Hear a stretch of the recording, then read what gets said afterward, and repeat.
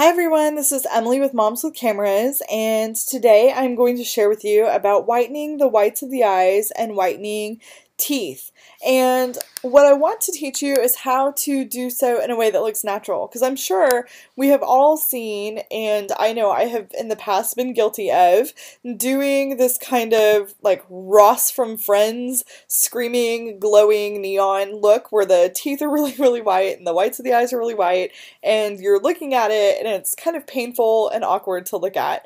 And I think, when everybody's starting out, we all tend to be a little heavy-handed in Photoshop. It takes a while to learn the finesse that comes with practice and how to know when is enough and when you've gone too far. So I'm going to teach you a trick on how I whiten the whites of the eyes, and also a trick that I use for teeth, because I think teeth tend to get that glowy, scary look very quickly. And so let's start with the eyes and then we'll move over to teeth. So the first thing, when I am brightening up eyes, I'm going to move to the layer that's the original layer, not the scary layer. What I tend to do first is I bring my Dodge brush to where it's encompassing the whole eye socket. So I want the eye and the surrounding area, and I literally hover over and I just click and brighten. And a lot of times then I'll go to fade that just a bit. So might head over to 72 there, and same thing over here, click brighten.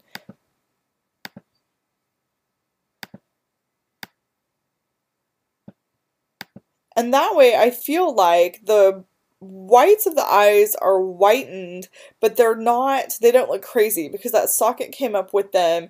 It tends to make everything look a little brighter and fresher. She looks like she slept more. If I need to, then after that, then I can go underneath and do any kind of smoothing under the eyes or like removing bags under the eyes, but her whole socket and everything is bright and fresh and looks good.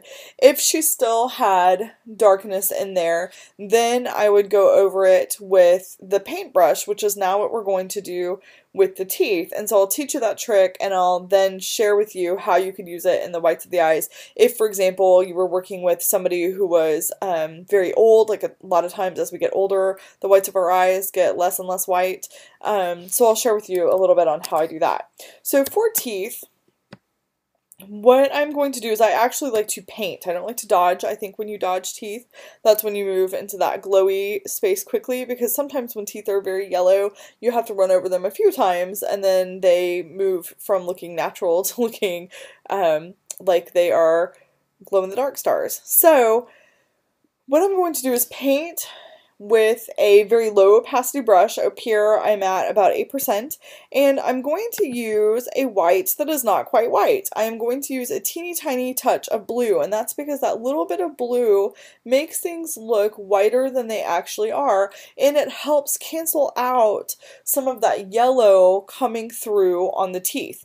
So I'm going to take this little bit of blue and I literally just go over the tooth and I click and go over the tooth and click, and here I have to kind of rub a bit and run over, brush it a bit, and then click and then click. And for her, I feel like that looks good. She is, in my opinion, done.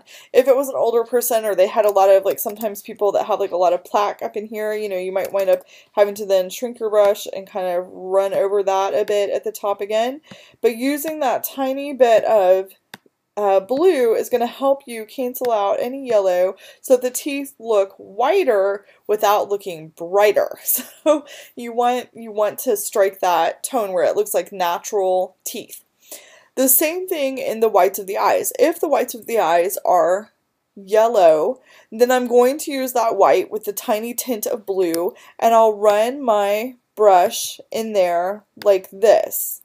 If they are red, which is the other color that it tends to be, then what I'm going to do is go pull from a bluish green, and that green is going to help cancel out that reddish tone quite a bit. So what I'll do is just, again, take a brush with that low opacity and paint over whatever color it is. Now you'll notice I'm not using green, I'm using a white that has just a tiny tint of green to it, and that's what's canceling that color out. So using that painting technique, I have found, helps me to have whiteness where I want it without that screamy weird brightness.